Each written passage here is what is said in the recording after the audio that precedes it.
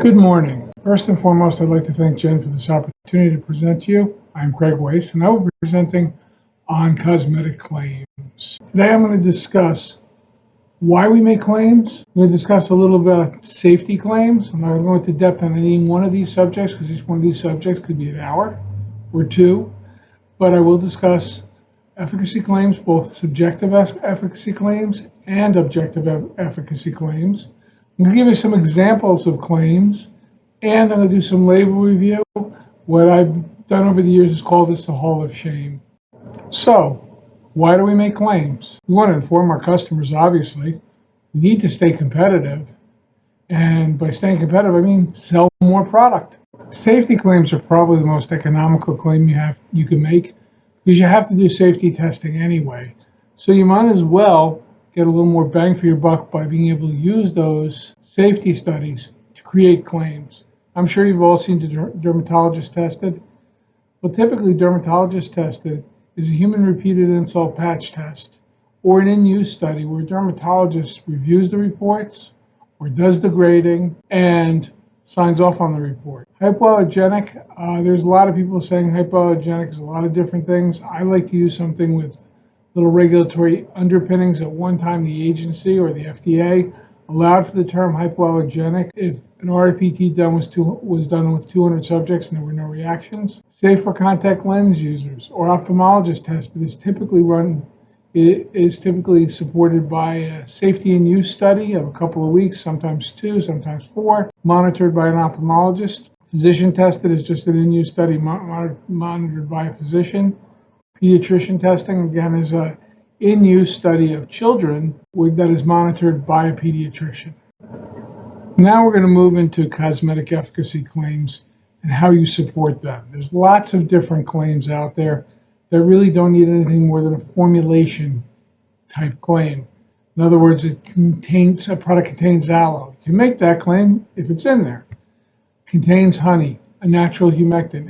If an ingredient has a cosmetic benefit that you can highlight that's because of the ingredient itself, then you can make the claim.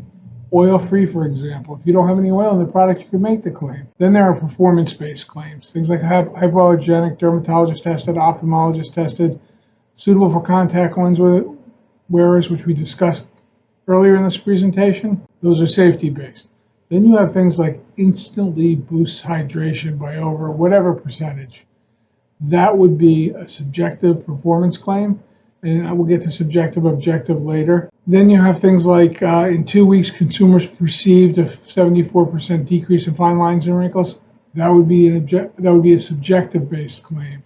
So we will get into how they're defined, but I just wanted to give you an idea of what the claims look like and sound like. And under normal circumstances, you really only have to validate or support performance-based claims. Okay, well, I gave you an idea of what type of claims need to be validated and what don't. Let's talk a little bit about what a claim actually is. Well, it's easier, I guess, to say what it's not. A cosmetic claim is not a structure function claim. When you start talking about mechanism of action for your product, you have just crossed the line and you are now a drug. So you have a claim that doesn't talk about structure or function, just appearance, for example, appearance of fine lines and wrinkles. How do you validate it? Well, you have to use a study.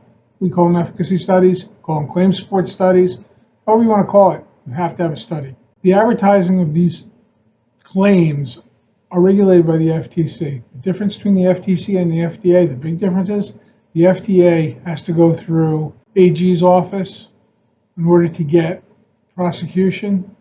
Federal Trade Commission doesn't need to do that. They can file suit, they can get injunctions, they can fine you directly. So they are the biggest bear on the block when it comes to claims. Your efficacy studies for your label claims must be supported by a valid study. What does that mean? Well, since there's no regulations on these, on what kind of study you have to run, just that an expert in the field feels that it's validated, you run an industry standard study, meaning industry standard equipment, which we'll talk about, and industry standard methodologies, and if you're using questionnaires, industry standard questionnaires and validation techniques. The FDA does regulate things like ingredient statements, warnings, anything that has to be on the label, they do regulate. Okay, so now you're getting ready to set up your study.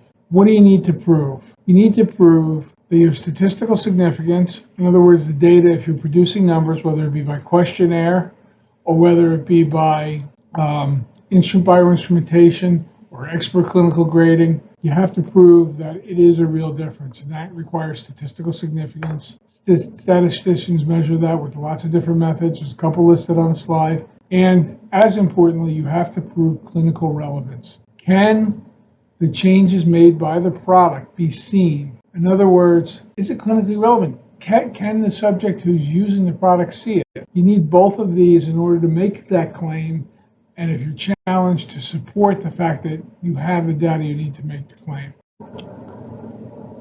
Okay, study design. That's very, very important. Regardless of what type of study you're running, study design is extremely important. It's the key to the strength of your claim that you make. If you don't design your study appropriately, then there's room for anybody who's challenging the claim, whether it be in court, in the court of public opinion, at some place like the NAD. If it's not designed well, you don't have a study that supports your claim. As easy as that. There are multiple types of studies. I'm going to go through a few of the more common study types so you have a feel for what type of study you may want to run. First part of study design is blinding. Are you going to blind the study? There's several different kinds of blinding. Blinding typically is the study participants don't know the identity of the test product. That's important because then there's no brand bias. On top of that, you can have double blinding, which not only does the study participants not know, but the study personnel who are running it don't know. It's typically done in drug trials. For the sake of cosmetics, it's not done as often, but it can be done. You have different needs for different types of studies depending on what you're testing. You can go with a monadic design, which is sometimes called baseline controlled. You have a baseline measurement, and then you have a measurement at the end of the study. You can have intermediate measurements. This study is used when you really don't need a control. And I'll give you an example. It's on the slide, moisturization. If you are not testing a specific ingredient for a moisturizer, you're testing the whole product, for example, then a placebo is really not necessary. And in fact, it hurts the study because any placebo you're going to make is going to be a similar product. If you're using an oil and water or water and oil emulsion, a cream, a lotion, however you want to put it, you put it on your skin, what are you going to use as a placebo? Now, in certain instances, you may want to use an untreated control, but for the most part, these type of studies are run in a monadic fashion with a baseline control. Another common used study design in cosmetics are crossover studies. Crossover studies are really important if you're comparing one product to another, especially things like if you have a new and approved product and you want to prove it's new and improved. Crossover studies are ideal. You take your volunteers and you split them into groups or cohorts. Each group is assigned a study product to start the study. Each product is used first by at least one of the cohorts, simply because there's something called the first use bias effect. Especially in questionnaire studies, people tend to rate the first product better. So this way you nullify that effect, and in the case of instrumentation, if you get a slight bounce at the beginning that doesn't quite go away a washout period, this should even it out. You take a measurement, you assign product, then each group goes into a use period, whatever it is, 2-4 weeks. They come back, you take another measurement, then they go on rest phase for whatever the protocol calls for as far as rest phase. Then they come back, you take another measurement, you assign the next product to them, they use that product, come back after the use period, and get a measurement done. And each group or cohort repeats this until they've seen all the products. The big strength of this is each group sees each product. Really used for things like pain relief or you can't really use this for anti-wrinkle effect, but something like pain relief, it's perfect for. And again, if you're comparing new product versus old product, it's ideal for it. Now we're going to discuss placebo-controlled study. Typically done only on drug products. Occasionally you can do it in nutritional supplements, and occasionally it's done in cosmetics, specifically if you want to prove that an ingredient in a formula does something. You can test it with or with the formula with or without the ingredient, and that will tell you whether the ingredient does anything, and you can do that in a placebo-controlled study. You can run it double-blind or single-blind. Typically, it's run double-blind in drugs where the investigator doesn't know and the subject doesn't know whether they're getting placebo or product. In nutritional supplements, you can run it as a single-blind, and typically in cosmetics is run a single-blind study where only the subject does not know whether they're getting test product or placebo. So now that we know different study designs, let's talk about the actual support necessary for a claim. You have subjective support. And again, earlier I alluded to the way you word a subjective support. Typically, subjective support is done by a questionnaire. For example, in 2 weeks, consumers perceived X degree reduction in fine lines and wrinkles. Long wearing can be done this way, and you have sensorial-based claims that have to be done that way. For example, safe for sensitive skin. If you're talking about burning, stinging, and itching, since it's a sensorial, it's a subjective claim, although it does have some objective ways of looking at sensitive skin or reactive skin. So that is really a gray area in whether it's subjective or objective. Depends on how you look at sensitive skin. You can use calibrated graders to see if they can see the change. It's very important that you see the change for your clinical relevance. So in most studies, you'll have at least some objective, even in a totally subjective study, you'll have some objective data. Objective support. You have bioinstrumentation, instruments for looking at things like wrinkles, hydration, things of that nature. That is objective support. Instantly boosts hydration, those reduction in wrinkles, those are objective claims, and you need objective support. You can also produce this if you have very, very good trained, expert calibrated graders, because their numbers will be the same for each change, because they're calibrated. You can use that as both objective and subjective support.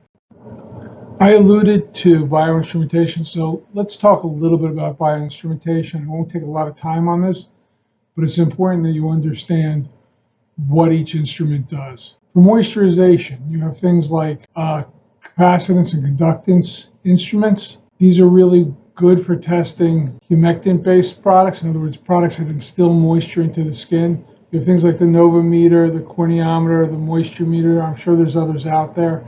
They work by putting low voltage electricity into the skin, seeing how fast it transfers through the skin or how much the skin can hold. These claims are hydration based. Then you have transepidermal water loss, which looks at how much water is coming off your skin. It's a function of barrier, and products that make a lot of skin protectant claims or barrier claims are tested this way and need to be tested this way. You have the TEWL or transepidermal water loss meter, there's Vapomed, there's Servomed, a vaporimeter. There's a lot of different instruments out there, but these are ideal for testing barrier function products, even skin protectants. But when you start talking about healing and barrier function, you have crossed the line into skin protectants, which is a monograph drug category. So you have to be very careful how you make your claim so you don't become a drug if you want to stay a cosmetic. Also, I read articles over the years that talk about ideally you would test both with both methodologies. That's really not economically feasible. It becomes very expensive. I would be happy if you would. It's a great study to run, but it's really not typically economically feasible. Let's talk a little bit about wrinkle reduction, as that's still the largest claim, or the most requested claim, is anti-aging, and all anti-aging studies have wrinkle reduction as a component of it. So let's talk a little bit about that. For wrinkle reduction, you can do wrinkle reduction by profilometry, which here's two instruments that we just happen to use. You have the AVA 3D and you have the Primos 3D. Both of those instruments work on multiple photographs in an arc around the area of interest, and then a computer integrates those images into a 3D model, and from that you can get everything from the number of wrinkles to the depth of the wrinkles, width of the wrinkles, length of the wrinkles. It gives you a lot of different parameters to look at. These are the state-of-the-art ways of quantifying wrinkles. Then there's other instrumentation like the Weiss system. The only place I know that is used is in one lab in England. And the skin visiometer, which works on putting a dye on the skin and looking at how much dye is left. And then you have older technology like image analysis of silicone replicas. It has its pluses and minuses. However, when you start making silicone replicas, you have to worry about shrinkage of the silicone and deformation of the wrinkle by the technique of putting on the silicone. So it really depends on who's doing it, how well that comes out. But I think it's older technology, and I don't think it's used all that much anymore. Then you have calibrated expert graders, which is used from time to time. Again, I always recommend you add them to a study, because if they can see it, you can see it, and it takes care of your clinical relevance, and you don't need to add a questionnaire or do a home use test on top of this study. Again, these are the largest group of claims is anti-aging, but wrinkle reduction is in all of them. So you might as well understand upfront what's involved in making a wrinkle reduction claim. As part of anti-aging, or not even just anti-aging, I do occasionally get people that are looking for firmness claims, just firmness or just elasticity claim. There are a lot of ways of looking at firmness and elasticity. They are two sides of the same coin. You can't have more firmer skin and more elastic skin, because if you're more elastic, you're less firm. So let's talk about methodologies. There's torsion machines, suction machines, like the cutometer that pulls out minute pieces of skin and measures rebound time. Dermaflex that actually does the same type of measurement, or twistometer, which actually twists the skin and looks at how long it takes for the deformation to go back. Then you have ballastrometer. Ballastometers were really big at one point. I don't think they are anymore. But basically that blows a puff of air at the skin and looks at the response of the skin. For example, if you threw a pebble in the water really high, you get a lot of disturbance. If you threw it very low, you get less of a disturbance. It's kind of how the ballastometer measures things. And then there's the old-fashioned technology, which is pinch recoil. In other words, people actually pinch the skin and try to time the recoil of the skin. So if you're doing firmness or elasticity, again, these are the instruments you'll be looking at. There's other instrumentation out there. There's instrumentation for specifically just firmness. However, in our tests of that instrument, we don't find it as reliable as looking at elasticity and calibrating firmness based on that, or calculating firmness based on elasticity. Another claim that is really important is tone measure, skin tones. I hear all the time, oh, I want to prove evenness of skin tones. There's lots of ways of doing it. You have people that want to reduce age spots, or the reduction of the appearance of age spots for cosmetic people. If you're looking at age spots, you can use regular instruments that just measure the LAB values. LAB, there's just different changes in color. So the measurements of LAB are typically done by things like a Minolta chromometer, IMS Smart Probe, or data color, and I'm sure that, again, there are others. There are lots of instruments. I didn't want to create an exhaustive list because all I'd be doing is reading brand names right now. There are other ways of looking at it. This is very popular today, is digital photography with image analysis, which is a very good way of looking at larger areas. You can do this, but just make sure that whatever computer program is doing the digital analysis, it's compliant with what the FDA would want to see. For example, that the images can't be changed without an audit trail, so they know that the image that you're using is a real image. So if you're going to do that, just make sure you're using somebody who's reputable, and they're not using something like Photoshop at the rear end, so they can change everything. There are competitive technologies. Again, you can use expert graders, and the claims, as I said, are skin tone and basically age spot reduction, also sometimes used as part of an anti-aging protocol. Now we're going to discuss photography in general, clinical photography. Again, clinical photography is different than the glamour shots you may be looking for. There are laboratories like mine that can do both. There are laboratories that only do one or the other. But clinical photography are things like the Vizia CR, CR2, and I think now we're up to CR3, which gives you the ability to fix a person's face in that little box you see there and take 17 different lighting and filtering parameters. So you can look at different areas of the skin under different lighting, and each lighting shows a slightly different view. There's Charm View, which is a digital electron microscope. You have EpiFlash systems, which is just a standardized flashing system. And the nice part of it is you can use photography for both qualitative and quantitative. If you're ever challenged, it's really nice to have qualitative photos saying, here's a before and after. I know everyone wants before and afters for their advertising too. So you get, as I say, more bang for your buck by doing clinical photography in a study. And quantitatively, you can certainly measure color really, really well using a photographic system if you have the right software on the back end, where you can look at color fade, color change, pixel by pixel. So you really get a really good quantitative number. You can also look at different structural areas based on photography. We already talked a little bit about image analysis for wrinkle reduction in 3D. Well, that's 3D photos. You can also do color the same way. You can look at pores this way. You can look at cleanliness this way. It's a phenomenal methodology to use and have part of your study, if for nothing else, than to have a photographic record of your product's performance.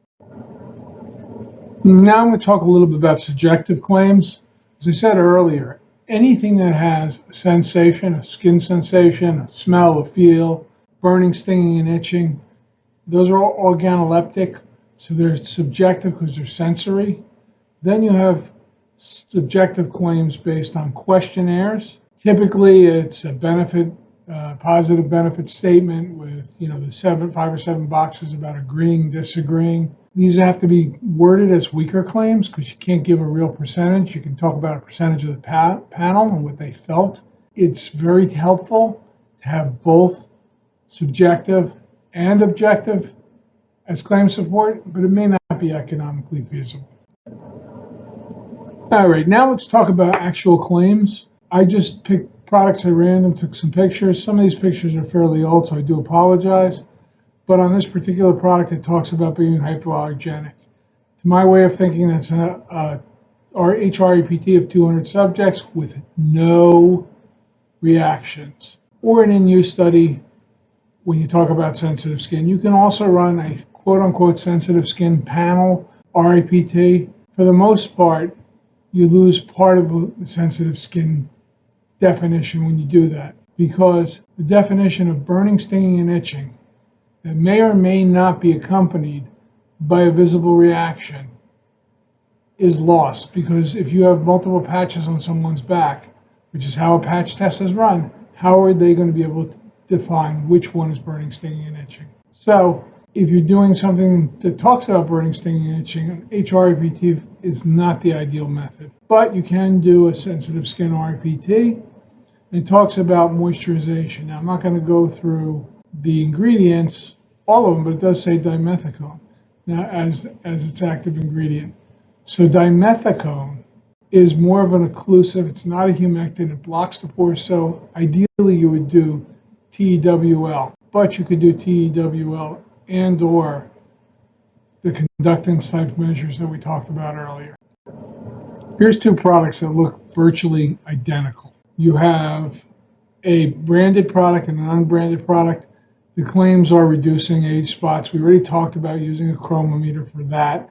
Increased firmness, again, you look at viscoelasticity any way you want, or you can use a firmness meter. But again, viscoelasticity is probably a better measure because it's more consistent. And non-comedogenic, that's really where you count pimples, comedones. That is typically done with a dermatologist actually doing count by global comedone counts. It's an in-use study. Here's another example. This one's ideal because it talks about having Q10 complex in the product. So it's a formulation-based claim, which goes back to the very beginning of this presentation. Proven to moisturize firm and tighten skin. So you have both a moisturization portion of a study, and you have to run viscoelasticity as well. And then there's a claim in 2 weeks, visibly firmer, more toned skin. So visibly firmer. You have to have viscoelasticity that does work in your study at 2 weeks. And more toned is the same as visibly firmer. So at 2 weeks, you have to have measurements for that particular claim. Again, you have a branded product and a store brand product. Understand that regardless of whether you're going to go private label or you're going to go your brand, you have to do the study. You can't just say, well, I'm the same as this brand. So, fine lines and wrinkles, image analysis study we discussed. Non-comedogenic, I just discussed global chromosome counts pre and post use on a significant number of subjects, at least 30. That will give you your non-comedogenic. And moisturization, we already discussed. Tool or TWL or conductance, capacitance measurements. Here we go with what I would term my hall of shame. If your products are in here, I truly apologize. I do not intend to malign anybody. Some of these are older photos. They may have corrected the issues since these were taken, but it talks about botanical oils, which is a formulation claim, which is fine. Then it starts talking about protective, which is an OTC monograph claim. So it's possible it's non-compliant because there's no drug facts box on and you don't have an active ingredient listed. Talks about penetration. The second you start talking about penetration, you are by definition a drug. This particular label is interesting because it talks about a 24-hour cellular energizing cream. Now, this is, I believe, the name of the product, but it also could be interpreted as a claim. And if it's interpreted as a claim, I don't know how you substantiate energizing the cells. Then it makes a firmness claim.